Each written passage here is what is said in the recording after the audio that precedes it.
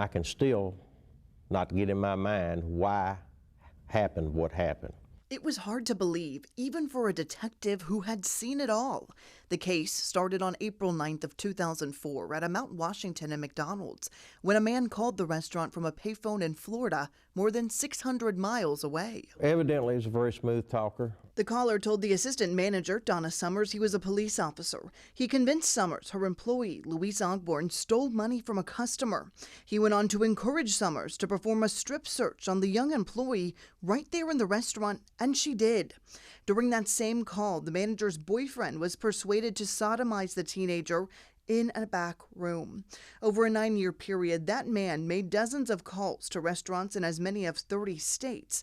Detectives say he pulled off at least 70 over-the-phone strip searches. But just months after the Mount Washington hoax, local investigators cracked the case, tracking down the phone card purchase, finding surveillance video, and seeing David Stewart, a corrections officer still in uniform, buying a card from the Walmart in Panama City.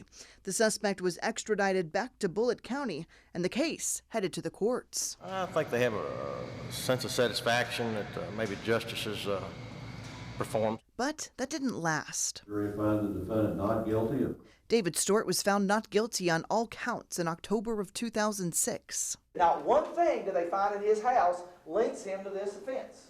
There was no recording of his voice or witness to testify that they saw him making the call, so it was hard for jurors to convict him.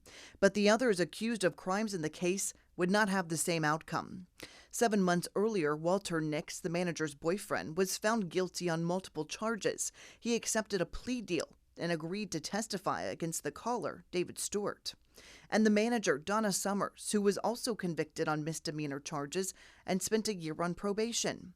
It was some accountability, but not enough. The next year, Louise Ogborn sued McDonald's, asking for $200 million in damages. I was ashamed of it.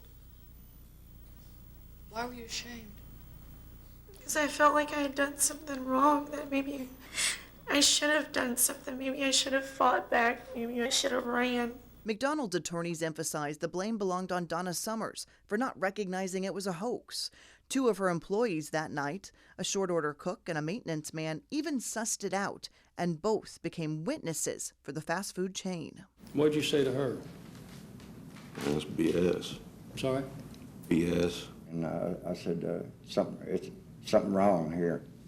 I'm out of here. I said, this ain't right. In the end, we, the jury, find for Louise Ogborn under instruction number 9 and award her punitive damages against McDonald's Corporation. Ogborn was awarded $6.1 million for punitive damages, compensatory damages, and expenses. Today's jury award was likely the equivalent of 4 days of coffee sales nationwide. So this isn't an amount of money that will make McDonald's financially hurt. It's certainly not enough money to make them bankrupt. But I think it is enough money for them to pay attention.